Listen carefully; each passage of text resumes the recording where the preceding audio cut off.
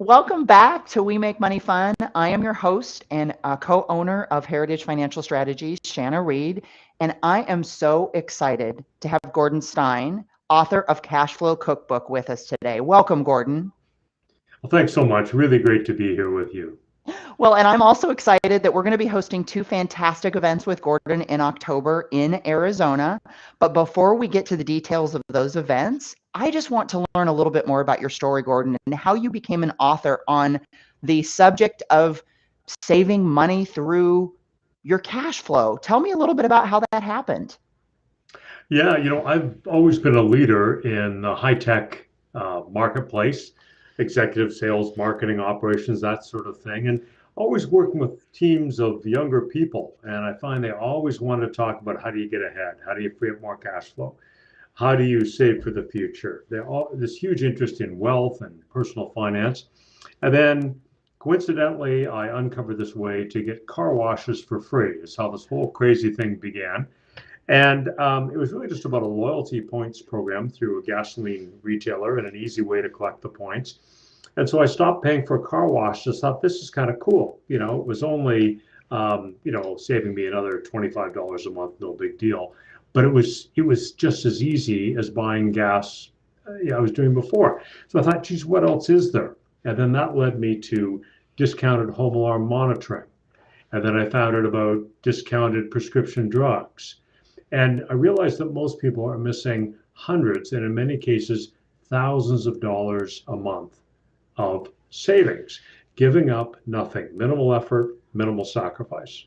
I love So that. That's the this, important part I want you to focus on, because in our Mhm. practice we hear a lot of times that the B word, the budget word, it causes fights and angst and anxiety. But that's not what you're talking about here, is it?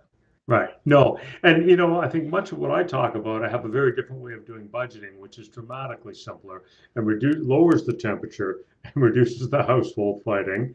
So anyway, I gathered all of these ideas and then these ideas became a list and they grew to a remarkable $13,000 of monthly savings ideas. Wow, that's nuts. So people can pick and choose. That's why you call it a cookbook, right? People can pick and choose the recipes that they Yep. think will apply to them. That's exactly it. So I had this list and then I organized them in the 6 areas that we spend, which is, typically housing, transportation, food, household, lifestyle, and financial. So there's this collection of ideas. And after I had the list, then I moved the list to a spreadsheet and I future valued all of these things. What if you could free up the cash flow and then we give it to our wealth advisor and they're going to invest that for us? How much could this bring us to from an overall wealth perspective? The numbers were astonishing.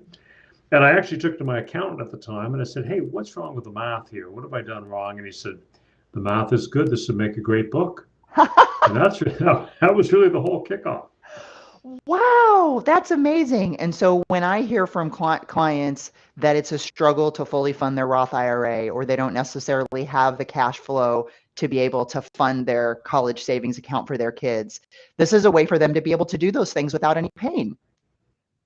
That's exactly what it is. And I'll give you an interesting example. I did similar to the sessions we're going to be doing in Arizona.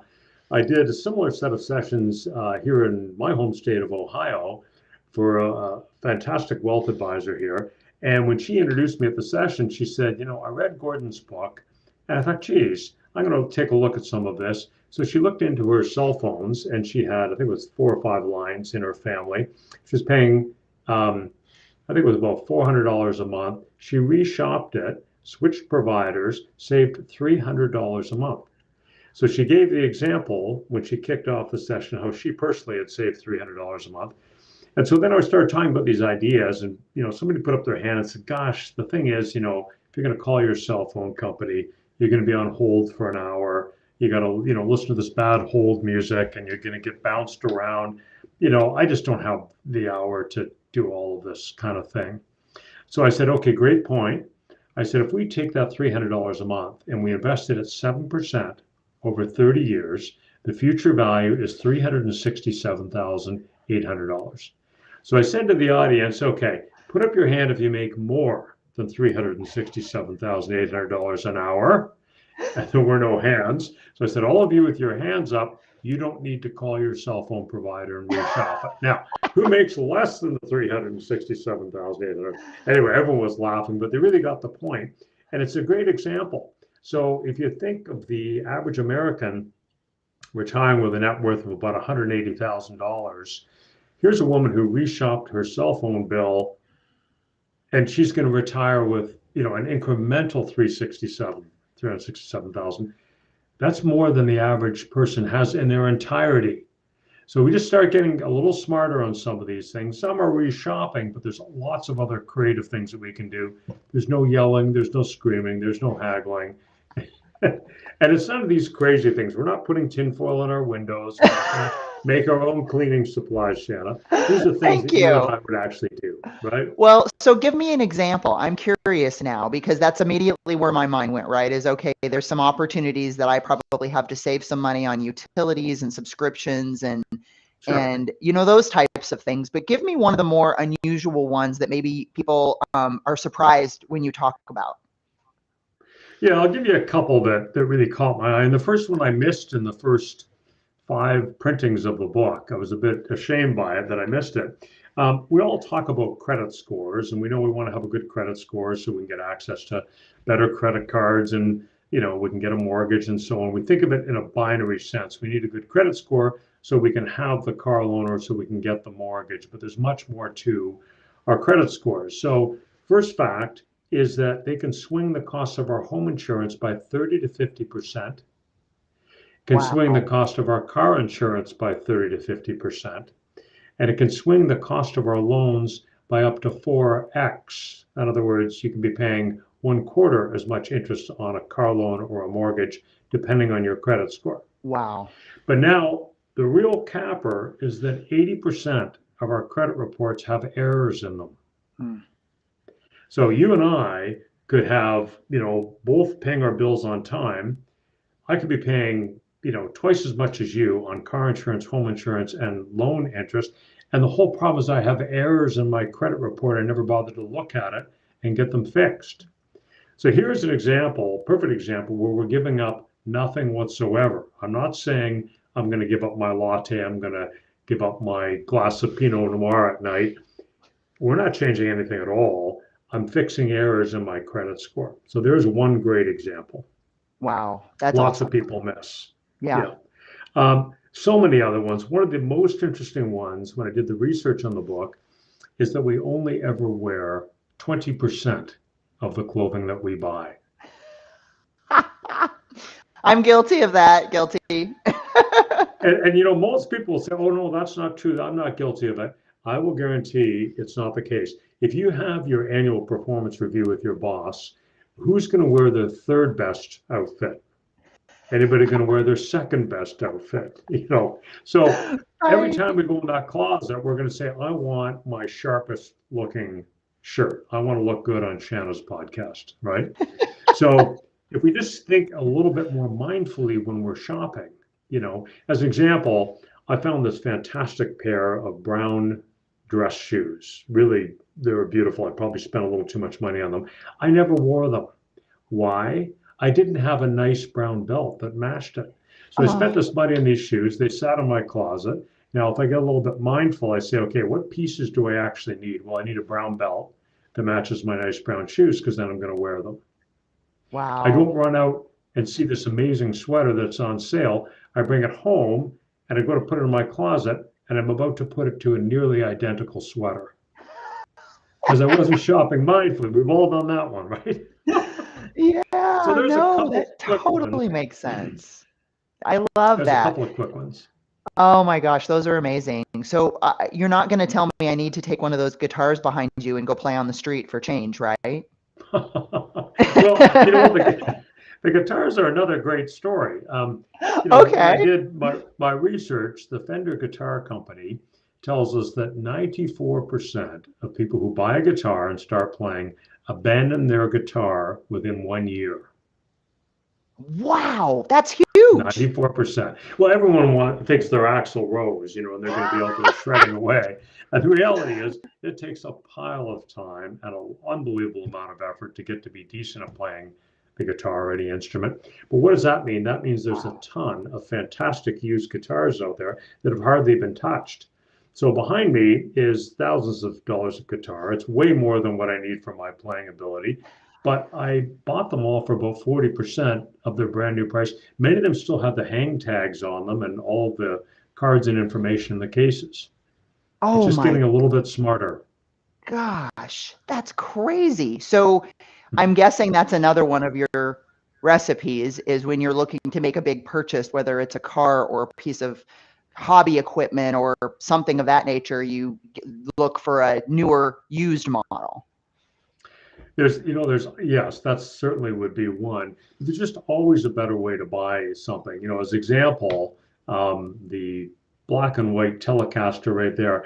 I bought that on a online sort of shopping app in the used marketplace, and it lets you specify what you're looking for. So I said I wanted a black American Standard Telecaster with a maple neck, in this date range, and then I just let it go. And 3 weeks later, into my inbox comes the notification. Like there was no work to be done, right? Wow. It just delivered it right to you and you got a good deal on something you were already looking for.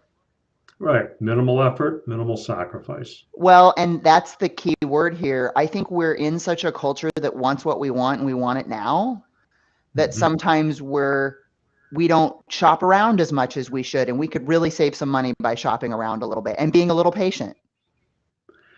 That's it exactly. When you think about traditional personal finance, we hear the same three things over and over again. You've got to save 10% of what you earn, and that's sound advice that'll work, but most people say, I don't have the 10%. And so then the next piece of advice is, well, you've got to give up things that you love. And that doesn't work. You know why? We don't want to give up things that we love. No. And then the third one is you've got to do detailed financial budgeting. Now, if I said to my wife, hey, let's take some time this weekend and do some detailed financial budgeting, she would say, go away, I'll Gordon. be sleeping in the garage. So Yeah. why don't we do away with all that? Why don't we do it the easy way and focus on, rather than give up your latte and all the usual advice that you hear all the time, don't go to Starbucks. People want their lattes and they want the muffin that goes with it. Why start there? Let's go start with these boring recurring bills that we get every month. So let's take our electricity bill. So I slashed my electricity consumption in half. And it's not that my house is freezing. I just got a smarter and a handful of things. Anyone who lives there, my wife or my stepdaughter, they would say, well, I don't know what he's done. It doesn't feel any different to me. But that freed up about $100 a month for the rest of the time I'll be living in this house, which hopefully is the rest of my life, $100 a month. Now, if I give that to my wealth advisor over 30 years, that's $250,000 if we get a 7% return.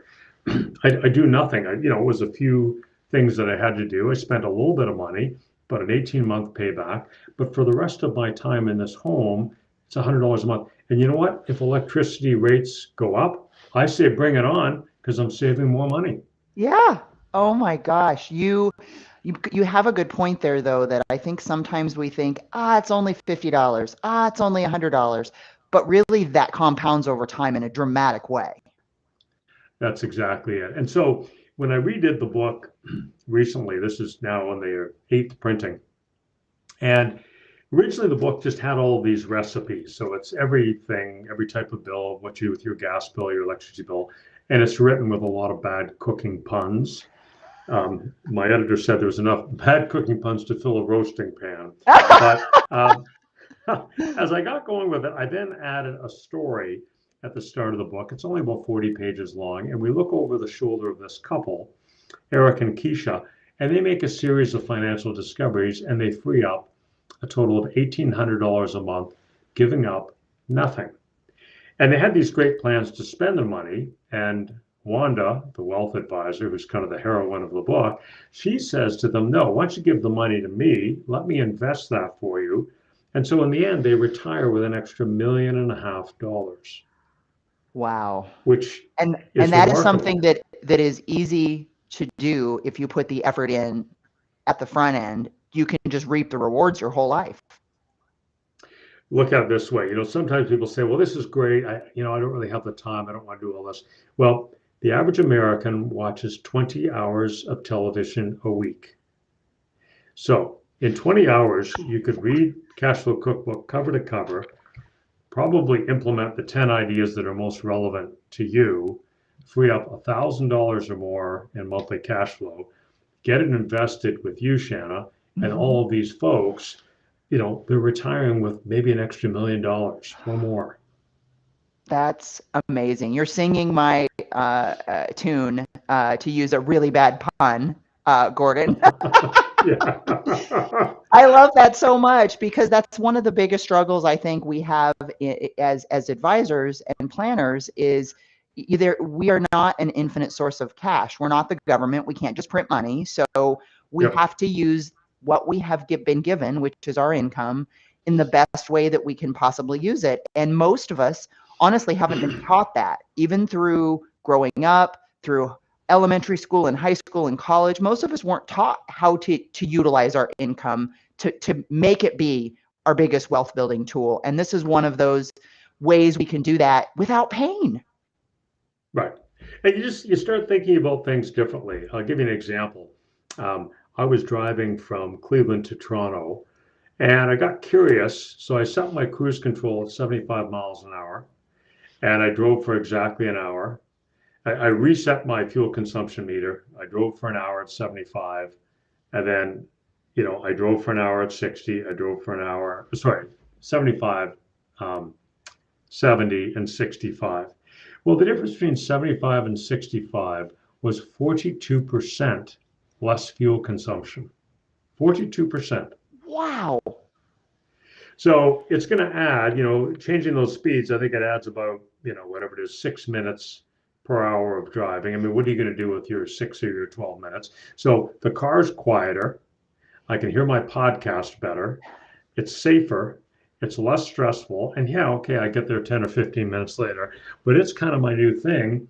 I see these people with their gas buddy applications and it's 2 cents cheaper here. That's way too much work. Oh, Why do that? Yeah. You set your cruise control, and if you don't like 10 miles an hour, slow it down by 5 miles an hour. You probably save 25% on your gas.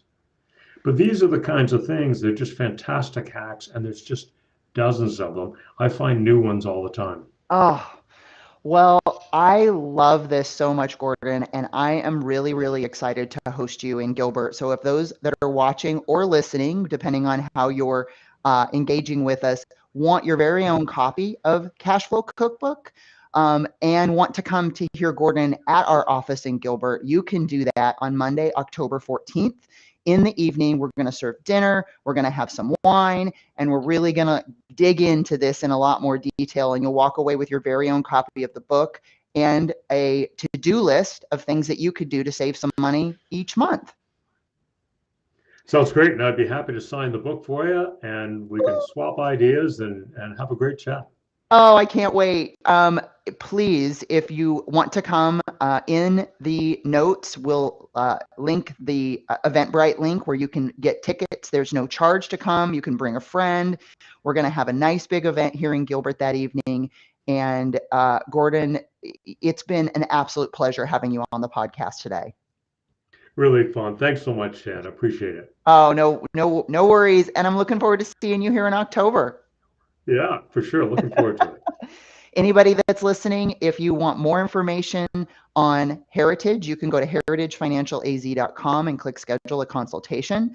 And I will link in the show notes for this podcast and in the comments for the videos, all of Gordon's information, so you can get your own copy of Cashflow Cookbook if you can't come to the event. We make money fun, and this will be a fun event here at Heritage. Again, thanks a lot, Gordon, and we'll see you next time. Terrific.